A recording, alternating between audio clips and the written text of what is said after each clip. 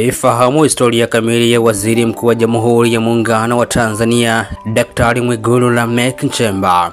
Alizaliwa mnamo tarehe 7 Januari mwaka 1975 katika kijiji cha Makunda, wilaya ya Iramba, mkoa wa Singida, Tanzania.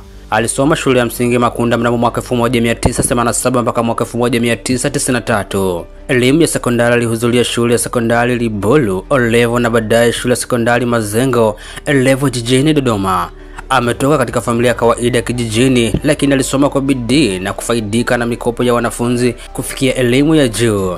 Elimu yake amesoma katika chuo kikuu cha Dar es Salaam yani UDSM. Shahada ya kwanza ya uchumi aliipata mnamo mwaka 2001 mpaka mwaka 2004. Shahada ya uzamili ya uchumi aliipata mnamo mwaka 2004 mpaka mwaka 2006. Na shahada ya uzamifu PhD katika uchumi aliipata mnamo mwaka 2012 mpaka mwaka 2018. Cheti cha uongozi kutoka taasisi ya Uongozi Institute aliipata mnamo mwaka 2002.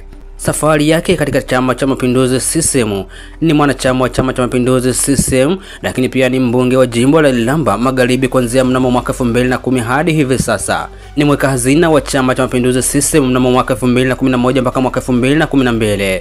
Alikuwa naibu katibu mkuu wa CCM mnamo mwaka 2012 mpaka mwaka 2015.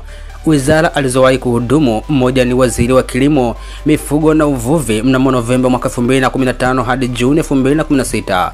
Alikuwa waziri wa mambo ya ndani ya nchi Juni mnamo mwaka 2016 hadi Julai mwaka 2018. Ni waziri wa katiba na sheria Mei mnamo mwaka 2020 hadi Machi 2021, lakini pia ni waziri wa fedha na mipango mnamo Machi 2021 mpaka Novemba mwaka 2025. Waziri Mkuu Tanzania mnamo tarehe 13 Novemba mwaka 2025, Rais wa Jamhuri ya Muungano wa Tanzania Daktari Samia Suluhu Hassan alimteua Dr. Mwigulu Lameck Nchemba kuwa Waziri Mkuu wa Jamhuri ya Muungano wa Tanzania. Mtunzi na mwandishi wa makala hii kwa ufupi na Ira Samsoni Furious, na hii ni Sam Media.